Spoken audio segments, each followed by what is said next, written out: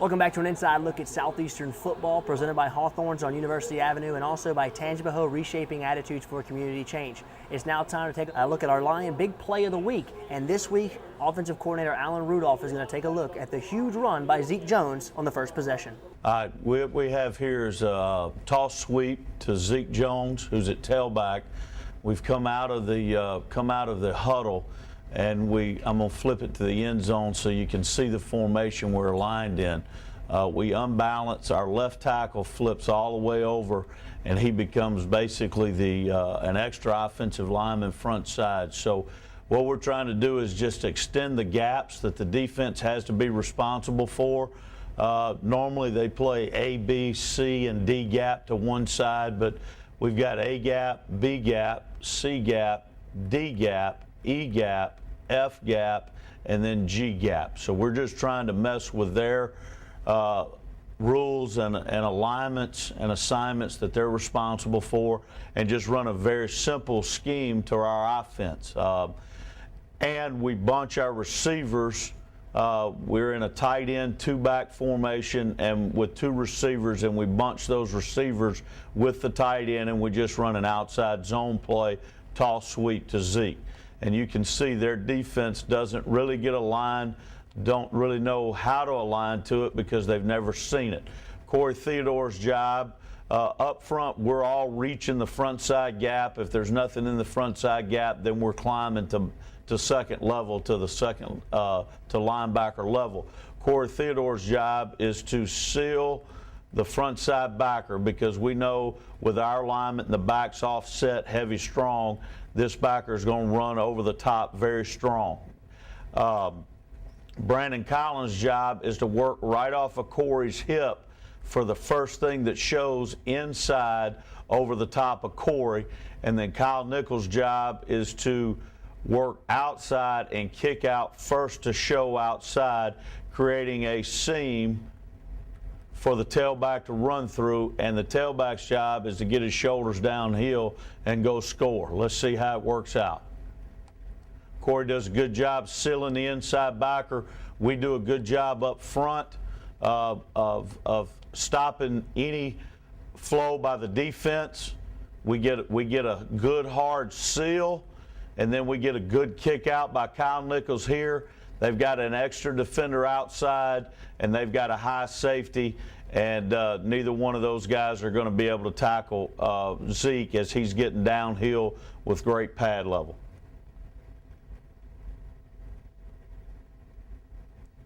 And my man takes it in the end zone. You can see our receivers working downfield.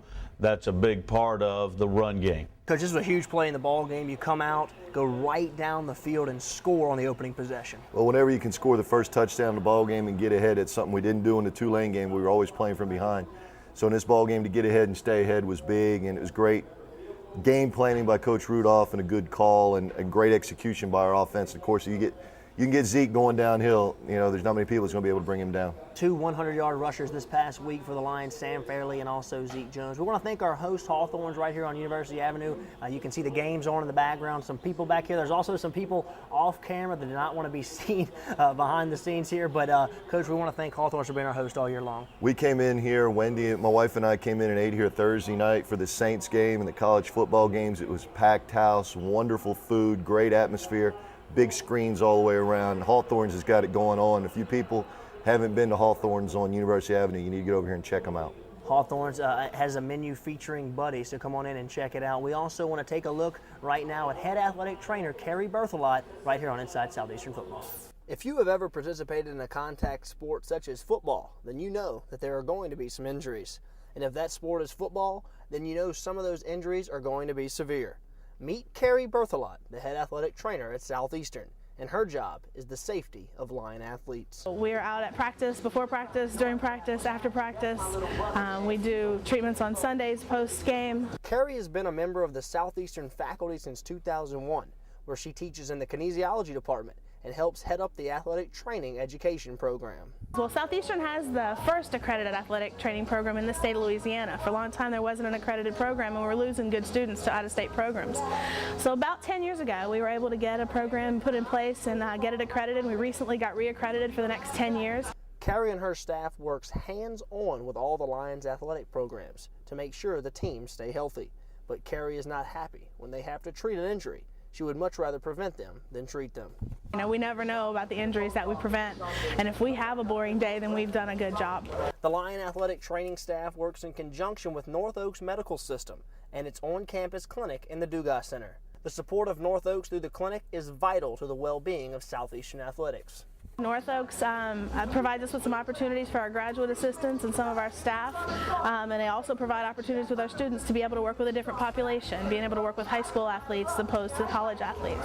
So next time you see Zeke Jones, Sam Fairley, or any other Lion run out on the field, you can be assured they are giving it their all. And if when over a grueling season they fall down and hurt themselves, Carrie and her staff will be there to put them back together. Coach, we took a look at the athletic trainer there, Carrie Berthelot. You always say football is not a contact sport, it's a collision sport, and she's got to keep your guys healthy. Carrie does a good job. You know, when Tony Trombetta left last year, his mother was ill, and Carrie has stepped in. We haven't missed a step. She takes great care of our kids, you know, injury prevention, and getting those guys healed up, get them back on the field again. Coach, we also want to thank another one of our title sponsors, Tangipahoa Reshaping Attitudes for Community Change. Had a huge tailgate party at the game this past Saturday. Huge tailgate. You know, we had unbelievable number of people out there for our Lion Walk. It was a great Lion Walk, and track had a tailgate party. I think they fed 1,000 hot dogs. They fed the marching band after they practiced in the pregame. So we really appreciate everything track is doing to support our program. It's now time for our Feline Question of the Week, presented by Curves right here in Hammond.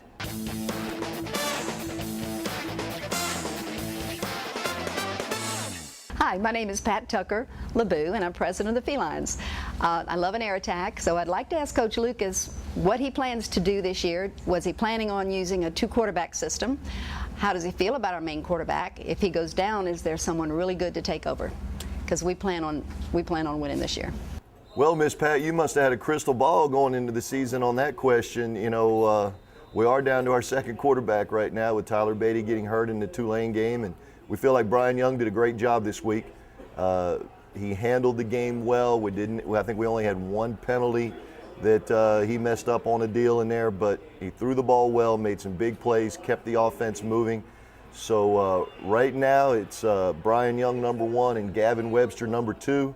And you know, we've got a knee brace that is already in, and Tyler Beatty's working on getting that knee back in shape. So we'll see how soon Tyler can get back.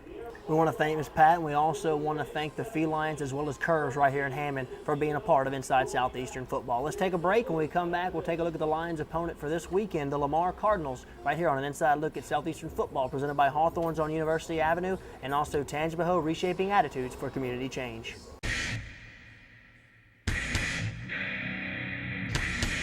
Welcome back to an Inside Look at Southeastern Football, presented by Hawthorns on University Avenue, as well as Tangipahoa Reshaping Attitudes for Community Change. We're going to take a look at the Lamar Cardinals in just a minute, but first let's take a look at the Southland Conference scoreboard from this past weekend.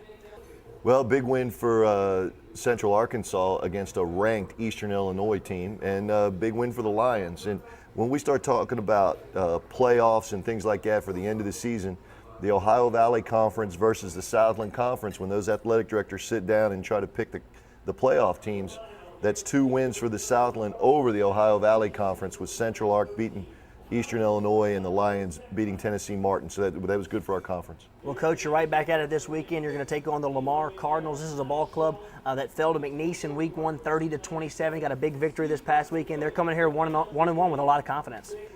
Well, you know, they dropped football in 1989 at Lamar, and this is their first season back. And they've jumped right out there and put together a very good squad. Ray Woodard, their head football coach, I've known Ray for 25 years.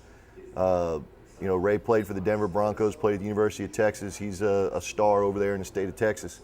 He was a head coach at Navarro Junior College and did very well at Navarro.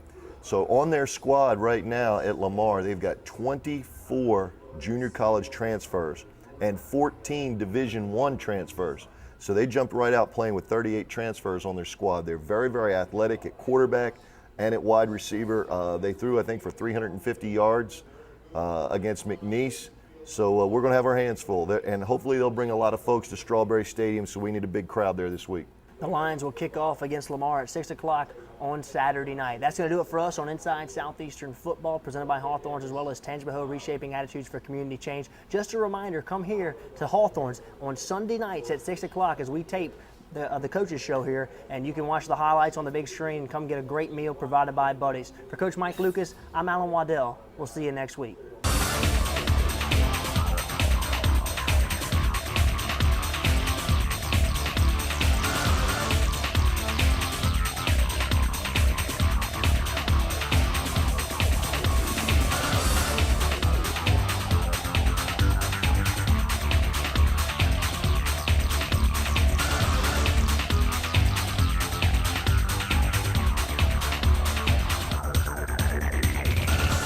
Closed captioning for Inside Southeastern Football with Mike Lucas is provided by Sterling Properties and the Hammond Square Mall.